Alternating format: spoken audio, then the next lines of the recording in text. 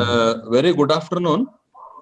We will start this parallel technical session 32 Hall D. Today, to conduct this session, we have been requested the Professor Premalata K of Anna University, Chennai to chair the session. And for co-chairing this session, we have requested Dr. Manas Kumar Bhoy, PDU Gandhinagar. So then we have three lectures lined up. One is SOAP lecture, state-of-the-art special lecture by Professor Murali Krishna. And then followed by a special lecture by Professor Abhishek Kumar of IIT Guwahati. And one more special lecture by Professor Rangaswamy of NIT Calicut. Let me have the pleasure of introducing the chair and co-chair to the delegates. Professor Premalata is working as professor in the Division of Soil Mechanics and Foundation Engineering, Department of Civil Engineering, College of Engineering, Gindi, Anna University, and very old college, Chennai. She has 34 years of experience in teaching, and she was awarded the Achievement Award for Research in 2002 at Anna University. She was the head of the Division of Soil Mechanics and Foundation Engineering from 2013 to 2018. She has published over 100 papers in international journals and conferences. She was the president of the Society of Civil Engineers 2014 to 15, CEG. She is the executive committee member, IGS, and building committee member, Alumni Association of CEG. On behalf of the organizing committee, I extend a hearty welcome to you, madam. Thank you, sir. And let me introduce the co-chair, Dr. Manas Kumar Bhoy. He is working as assistant professor in the Department of Civil Engineering, Pandit Deen Dayal Energy Institute, Gandhinagar. Previously, this was called PDPU. And he works in the area of ground improvement. And on behalf of the organizing committee, I extend a hearty welcome to you, sir. Thank you, sir.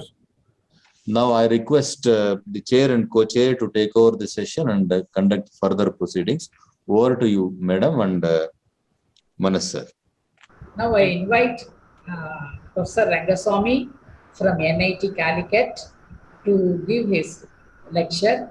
He is a BTech from JNTU College of Engineering, MTech Geotechnical Engineering from SVU College of Engineering, Tirupati, and a PhD from IIT Madras. So with this background, I invite Professor Rangaswamy to deliver his lecture on the title Influence of Bio and Nanomaterials on Dynamic Characterization of Soils. Welcome, sir. Good afternoon, madam. Thank you very much. Good afternoon to all of you, and thank you very much for the chairing of the session and for organizers to given this opportunity to present the topic on influence of bio and nanomaterial and dynamic characterization of soils. Is it audible, madam? Yes, sir, audible. Yeah, okay, madam. Okay. So actually, this is the work done by my research scholars, Geetu Thomas and S. Smita. So Geetu Thomas working on nanoparticle stabilization of this clayey soil, and Smita is working on biopolymer treated silty sand. Generally, if you go for background, you know that in general, in case of ground improvement of soils, we are using traditional additives like cement, lime, and fly ash, etc., to improve the geotechnical properties of the soil. Even though it is improving the strength of the soil, but it is having some drawbacks, like it is causing environmental pollution as well as expensive also. So that to overcome those limitations, like maybe just nowadays, like there is a new innovative traditional additives like non-traditional additives like nanomaterial and biopolymers are utilizing to improve the ground. So it is a proof that it is improving the geotechnical properties under static loading and also under dynamic loading. It is proved actually. So that if you see that among this biopolymer and nanopolymers, like different types of biopolymer nanopolymers available now, So so if you look at that biopolymer, so biopolymer is like a biological origin and it's the environment dependent. Why we are using biopolymer nanoparticles in ground improvement? Means generally it is giving good strength. At the same time, it is also environmental friendly and also cost effective. So less cost actually, because we are using very less amount to improve the ground here. So like if you look at the biopolymer is biological origin and environment friendly. Like we have different types of biopolymers available, like agar, xanthan, gar, and geochitosis. Many biopolymers are available. So definitely, like this type of biopolymers are using in different applications, like in case of food industry, the paramedical industry, and microbiology, etc. And then see why we are why biopolymers to be used in the ground improvement means, like, see that it should be sustainable. Sustainable mean it may be not only like strength point of view, it could be sustainable in terms of environment, economical aspects, and also cost point of view. So that you can see like it's be sustainable with respect to vegetation, because it is helping to improve it is helping to grow the vegetation. That's why it is really like helping to it is supporting vegetation, and it won't cause this harm to the soil organisms. It may be cost effective. Suppose if you are producing bulk quantity of this biopolymer in the plant, and it could not be harm to the existing structure, maybe like less labor may be required if you compare to other traditional treatments. So that, like, see that if you look at the biopolymer, there is also maybe there is a specific type, like gel type of biopolymers are existing. So this gel type of biopolymer are filling the pore spaces, and because this so it is absorbing the water and making as a hydrogel. So because of this hydrogel, it is reducing the pore water pressure, excess pore water pressure built up during dynamic loading also. So if you see that practical, it could be used in case of, it could be used in different ways. Like you can go for mixing this biopolymer in mixing type, or maybe injecting type, or maybe some, like it could be used for building material, earth pavement, etc. And if you see that this slide is giving more information about biopolymer use, like see that how it is possible to make a biopolymer suspension like in the field itself. See, this is a hard biopolymer suspension. After making the biopolymer suspension, it could be like a mix at the site itself, like a biopolymer soil could be mixed here, and it could be used for making the improvement in case of shallow foundation, and it could be used for this dewater blacking of seepage water, and it could be used for soil reinforcing the slopes, like slope stability, and also it could be used for like vegetation improvement, and also it could be used for deep mixing in the form of like grouting. So it could be used for erosion protection, like it could be used for as a construction material to make a building blocks like that.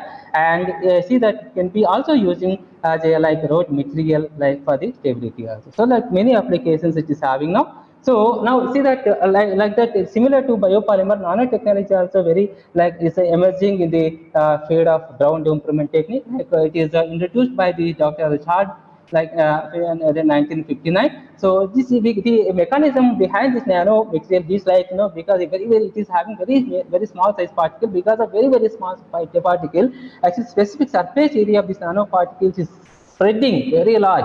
So and it is connecting with the particle and giving the soil strength like it is explained by this Haneta 2015. So that this nano metal could be available in the form of nano silica, nano alumina, nano magnesia, like nano deuterium, etc. So like it could be also in case of concrete technology and the ground improvement, etc. See that if you see that mechanism here, you can see like first you can see that this is the same volume, like if you take only 1 centimeter cube of volume. See that if it is 1 centimeter cube of the particle, it is spreading 6 centimeters of surface area. But if you go for 1 mm of like a nanoparticle cube, like it is spreading 60 centimeters square surface area.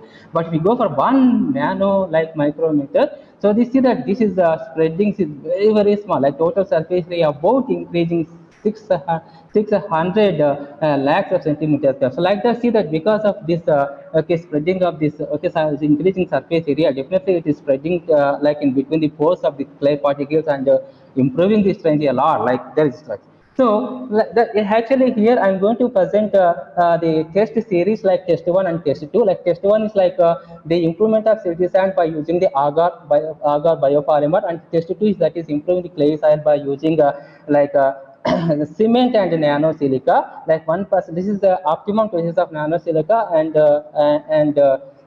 cement 1%. So that here the after making the soil specimen, like it is cured for 7 days in case of silty sand, and it is cured like 28 days in case of clay soil. And these critical samples are subjected to cyclic loading with 1 mm of amplitude and a cyclic strain loading, and it is confined with 100 kPa pressure. So these are the material collected just nearby the Calicut. So that first I am going to explain biopolymer stabilized silty sand. See that this is the silty sand we got from the local area. Like these are the properties. Like it is a gravel silt and sand silty. The proportions are given. Specific gravity is given here. So angle of friction angle is 32 degrees and cohesion is 0 here. And if you see here, if you look at the gradation curve of this soil, like it is between see that these boundaries are given the boundaries for the liquefiable zone are given like by the Chuchida 1970. So based on this one, this gradation, if the present soil is going to liquefy, it is classified as silty sand here. So now actually like in this work, like the agar type of biopolymer used, because this agar biopolymer having some specific features like it's a gel type of biopolymer. So it could be melt above 85 degrees Celsius and solidifies below 40 degrees Celsius. And actually it is having high mechanical strength. Of course it is environmental friendly also. And see that if you see that the chemical structure of this agar biopolymer section, it is having repeating the units of monomer galactose. Let's see that here it is repeating completely, so that OH and CH2O ions, it is repeating that, so because of this connectivity chemical structure, it is improving the strength of the soil. Like we see that one how it will be improved. This is the biopolymer specifications are given like from the manufacturer. Like it is in the form of like a powder, like it's a white powder. And see that how actually in this work, like this specimen, treated specimen and treated specimen is prepared for loose relative density, that is the 30% relative density. See here how it is prepared agar biopolymer treated specimen. You can see the stages here. First it is taken like distilled water in this beaker, this distilled water corresponding to saturation water content. So then later it is 2% here, 2% agar biopolymer added to the soil. That's why 2% biopolymer is added to this distilled water. Actually 2% means it's 2% weight of the soil. Like if I take 100 grams of soil, like 2 grams of biopolymer like that. So once after adding this biopolymer, here it is heated at 85 degrees Celsius temperature to make this hot suspension. Like here biopolymer suspension. So this biopolymer suspension added to woven dry sand, silty sand, woven dry silty sand, like directly over that one. See that once after pouring this biopolymer suspension to the woven dry sand, it is mixed uniformly. Then to make this specimen, cylindrical specimen, we have taken this split mold. This split mold, like side of the walls are like maybe oiled by using wire brush, and then this whatever this prepared this soil biopolymer soil suspension is placed in the this split mold to make the cylindrical specimen loose condition. This is the way how we are going to make the cylindrical specimen. These cylindrical specimens are cured at room, maybe environmental room temperature about 30 to 35 degrees Celsius for the curing purpose, about 7 days to 20 days maybe.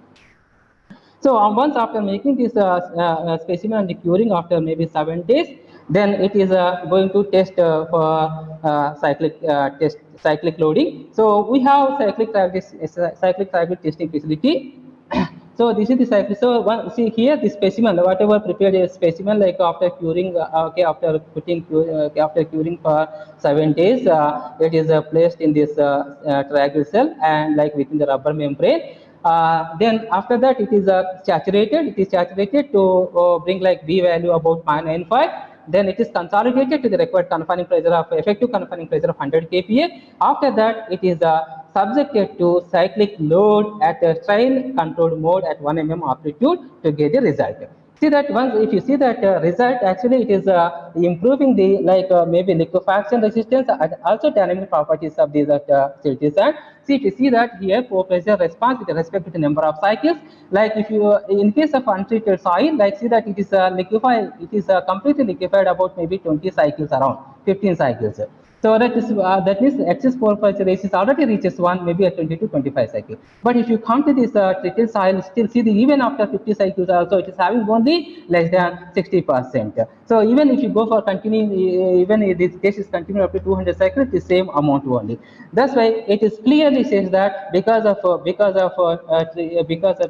treating the soil with this biopolymer, definitely it is improving the liquefaction resistance very clearly. So not only that, liquefaction resistance is also improving the dynamic properties of the soil. See, dynamic properties are like secant modulus and damping ratio. So the secant modulus, okay, it will be the secant modulus will be get like due to this inclination of this loop, and because based on the area of the loop, we can see that damping ratio also. Like that, see that inclination is more, definitely shear modulus is also more. Like area of the loop is more, like width of response, width of the loop is more, definitely the damping ratio also will be more like that. You can see here. You can see here, this is the untreated, this is the untreated and treated one. See, in case of untreated, like this is the steep, this is the like flat slope, and if you come to this like treated soil, it is having very steep slope. That means inclination is more. So because of inclination more, definitely it is having more shear modulus when compared to untreated one. Not only that, you can see that this is the wider width, it is the area of this loop is more in case of treated soil when compared to untreated soil. That means damping ratio also is increasing with like with this treatment at maybe 2% of the agar biopolymer.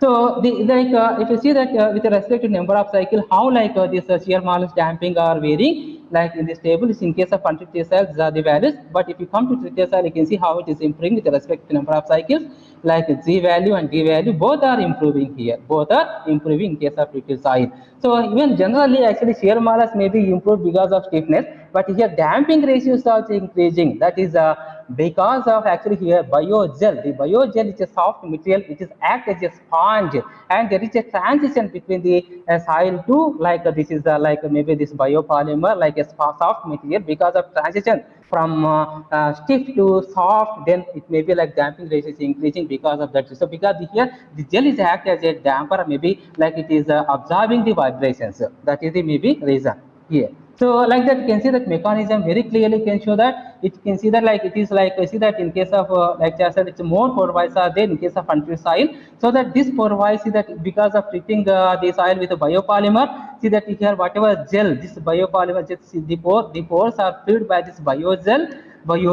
so that even during the after saturation, this biogel connecting the particles, the biogel is swelling. Actually, it is swelling. This biogel is swelling, and it's acts as a matrix, so that it's interconnecting, so that there is a swelled biogel. So because of swelling, this whatever pore voids are filled completely with this biogel, swelling biogel. Because of that, definitely, okay, the strength is improving. That like you can see, even same analysis, from the same analysis, you can see that in case of untreated sand is having more voids here, pore voids here. This pore voids are connected. See this, whatever these L particles are connected by this like a biogel due to this aggregate formation. Like pores are filled by this biogel. And if you come to like see that like even during the saturation while increase, like during saturation, like during time, here it is also bridging the connection. Biopolymer bridges this very this connection. Okay, it's aggregate like layers are connecting. It's a bridging. So bridging is clearly visible here how it is connecting these like silicate sand particles with the help of this bridging biopolymer. So this is about the biopolymer. Like that, if you come to like nanomaterial also, in case of in this study, like this nano silica has used to treat the clayey soil. So this clayey soil particles, clayey soil properties are given here. Like it is highly Rangaswamy, please tell me, madam. You have to wind up by at least. Yeah. Okay, I'm going to very fast now, madam. Yes, I'm going to very. This is the properties of the soil. So that of course this is the here nano silica used, like this is the powder form in white. It is in white color. So that actually here we are using like we have used like different proportions of like nanosilica, but of course it is found that 1% is the optimum one, because even though after adding 1%, 2%, 3%, so because of very like small size, like the surface is goes on increases, it's very difficult to mix it also. So that it's not possible to like get uniform mix. That's why like it is stopped with only 1%. Of course, economical point of view also 1% is better actually. So like to make this specimen here, slurry deposit method used. Slurry deposit method like it is helping to give the like homogeneous soil mix, homogeneous clay soil mix, as well as like it is decreasing, it is reducing saturation time and also conserve time. That's it. So once this specimen is prepared and like with this like nano silica, then it is cured up to 28 days. So once if it is cured, then again it is placed in the triangle cell and is subjected to cyclic loading. So like so once it is subjected to cyclic loading, it shows that like core pressure response is like that. You can see here, in case of even after like maybe 200-300 cycles also, like in case of untreated soil, it is see that it is like pore pressure ratio is increasing up to 50%. But if you come to treated soil, it is significantly reduced. That's why we can say that easily even like because of this nano treatment, definitely it may be it is resisting the liquefaction as well as it is reducing it is helping to reduce the pore water pressure also because of gel formation. So like here also you can see that dynamic properties of the soil, like this is untreated soil. In case of this is the shear modulus, this is damping ratio. Like see, if you in case of treated soil, like there is whatever shear modulus and damping ratio is increasing significantly, that is only because of mechanism behind like the here this is the Portland the Portland and Portland cement is reacting with the optimum moisture content present in the soil, and it is inducing like see this is gel, this is the primary gel and calcium hydroxide, but his only primary gel could not be strong enough to connect the particle. Of course, this additionally CaOH2 also is not giving any importance. So that if you like with this, if you add like the nano silica, definitely the whatever remaining this calcium hydroxide is reacting with the nano silica, and it is forming as a secondary gel against gel.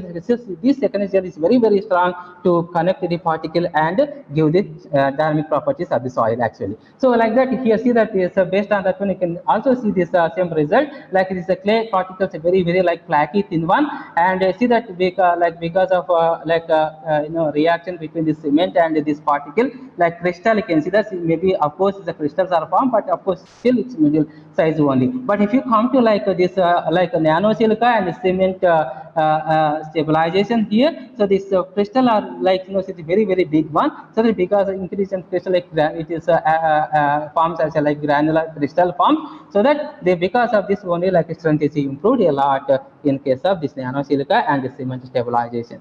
So in summary, like definitely like nano silica and biopolymer stabilization agents are really helping to improve the like liquefaction resistance of the soil, and as well as like dynamic properties of the soils also.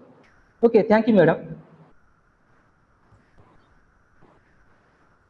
Thank you, Professor Rangaswamy, and Okay, you've given you. a very good presentation on Yeah. so many studies only on static load characterization. Now we Yes, madam. Yeah, it's a cyclic load, bio yes. on dynamic properties. Thank you very much for your excellent presentation. Now I give the session to our co-chair to conclude and give his information. Thank you. Yeah. In the question and answer, I am not seeing any questions. So if you audience prefer to ask any questions through this platform, they can ask now. Only we go to ask if the participants are very less. I think participants are less. We have a lot of questions. But Yeah, now we don't have time. You I have can, one- you I have can one- give your that is feedback. true. Ah, I have one question for Professor Murali Krishna. Professor Krishna, are you there? Yeah. I'm here. Yeah, in your presentation, there is one conclusion was there that the 2x2 pile yields less due to the pile soil pile interactions. Can you elaborate on that? As a Compared to the single pile, it yields less. So can you elaborate how? no, as a rigid Pile mass, it is able to resist the deformation. Okay, But we are talking about the interaction between the pile mass and the soil, right? Yeah, So if the pile is itself rigid, it does not make any difference to the interaction with the soil. The pile mass as a whole may be very rigid, but end of the day, we are talking about the interaction between that pile mass, the 2 by 2 pile mass, and the soil. So how it is 2 by 2 pile is yielding less? Why? Because yielding is done by the soil only, right? all right. Yielding is done by the soil. Yeah. So how come? The bending moments and pile displacements are the pile element, how it is deforming. Okay, the diagrams results what is the bending moment in the pile section, how much it is resisting, because it is having additional rigidity on the top because it is connected with the 4 piles, right? Okay. And though it is ground is moving, the whole piles they are integratedly acting. In the first part, when there is no liquefaction part, okay, the simple movement is there. Okay. So that time, because the heavy soil, heavy pile sections are moving, okay, there is a slightly higher bending moment than the single pile. Then the second part, where the liquefaction is there, where the lateral resistance is not much from the soil, okay, then because the pile as a group, it is resting at the bottom, okay, it could resist more thing, and slight increase in the bending moment is there, but it is not very significant so that it will lead to failure condition. Okay, so it is more likely stable by itself, right? Yeah, when it is 2 by 2, it is more stable by itself. Yes, stable matters. In the case of liquefiable, non-liquefiable condition, the difference is. Yeah, that will be significant. Yeah. And I have one question for Professor Abhishek Kumar. Yeah, go ahead, please. I'm here. Yeah. Achha, you have in one slide, you have given that generation of synthetic ground motion. So, do you create this ground motion using some software? Because I have done some limited work using, while I was doing my modeling using Fluxys, I have some established earthquake wave which I can input into this Fluxys model and see how it will vibrate and how it will affect the parts. So, is it similar to that, the generation of synthetic ground motion? No. Generation of synthetic ground motion, that is separately a detailed tool available. Not actually multiple tools are there, but you have to give the regional properties there. As I mentioned, bedrock properties, then rupture characteristics, orientation of fault plane, all those things you have to give. Even the focal depth you have to define, then only it will give. And it's not like directly it generates something and you are going to use it. So you have to validate also before using it. How you validate that? So that's what I mean. We have some ground motion records in different parts. That is what I mean. Do you have the ground motion records for all the region? All the region means? You are only interested in the earthquake specific area, right? Yes. Yeah, but if some area which is coming earthquake in every 50 years or 100 years, generally we do not have much record of those areas. So what about those areas? See, those areas, you can have some history, even for peninsular India, like myself and Professor Murli, we are working for peninsular India. Some earthquake records will be there. So with that information, at least representative ground motion you can generate.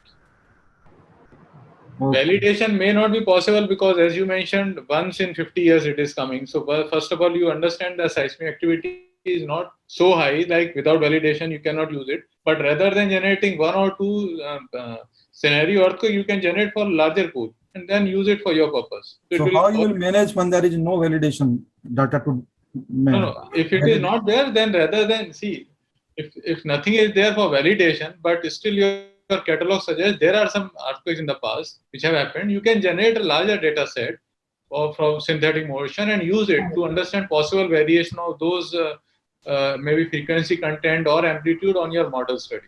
Okay, then take the worst case scenario, right? Not every time, it depends for what purpose you are using it. Because worst case scenario, if you use every time, may or may not be serving your specific purpose. So you have to take decision on that part. Okay, that is all. I one more question for Professor Rangaswamy.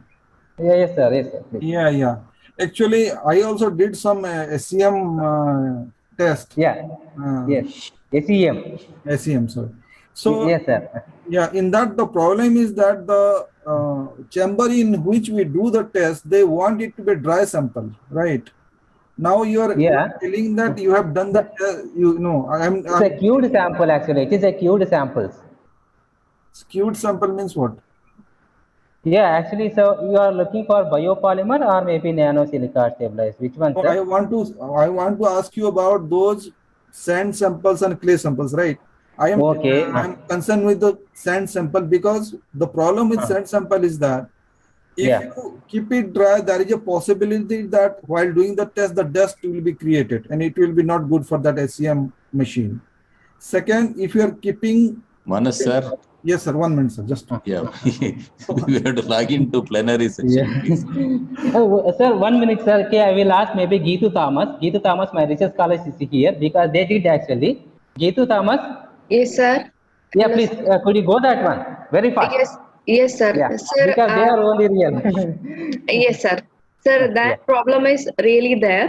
The thing is that actually I have taken a subject in nanotechnology, and I have already discussed this matter to the professors there. They are telling like one option is there, ESEM, that is called ESEM, environmental SEM. In normal SEM, there are 3 tunnels are there, in which one tunnel should be, that specimen keeping tunnel should be in vacuum. Only dry samples can be tested there. okay. Otherwise, that will damage the vacuum system in that SEM. Only ESEM can be provided with a somewhat wet samples. But in most of the institute, ESEMs are not properly working or not available. But by considering the available resources here, we have almost all the papers are based on this SEM. Almost all the papers in India are based on this SEM results only. Only I have seen in China, Japan, those papers having ESEM results. But the thing is that even after drying, those changes are visible, somewhat visible compared to ESEM. So with this restrictions here, we are conducting SEM and somewhat changes with some properties like portlandite, calcium hydroxide, calcium carbonate, and some gel formations can be visible, but we cannot visibly see any bacteria which are alive in that. Okay. That is the thing, sir. Okay, that's all from I my think side. we have 3 questions. Yeah. Our co-chair can conclude the Okay. session. Yeah. I want to thank Professor Dinesh, Professor Srivalsa, and Professor Ravi Jaka for giving me the opportunity to be a co-chair in this session. So thank you, sir. And Premalata madam, thank you. Thank you for. I didn't know that you did your PhD from IISc. Yeah. We are myself year? and Dr. Murli Krishna who are working side by side. I was doing. How did I miss it then? Pardon? How did I miss you then? I was in North India, sir. I mean, not in South India. If I had been in South India, maybe knowing me. No, not like that. We have to grab him and talk to him. He will be fully working in the Now lab. his time is running out. All of us will have to join the plenary Okay. session. Okay. I take this opportunity to thank the chair, Professor Premalata Madam, on behalf of the organizing committee. I also thank Professor Manas Boy for the co-chair of this session for successfully conducting this program. Thank you very much, sir. And at the same time, I thank Professor Murli Krishna who delivered this SOAP lecture. And I also thank Abhishek Kumar who delivered the special lecture, and Professor Kodi Rangaswamy from NIT Calicut who delivered another special lecture. On behalf of the organizing committee, we are highly thankful to you, sir, for all of you for making it for delivering it and making it happen. Thank you all. Thank you. So now I request all of you to join for the plenary session.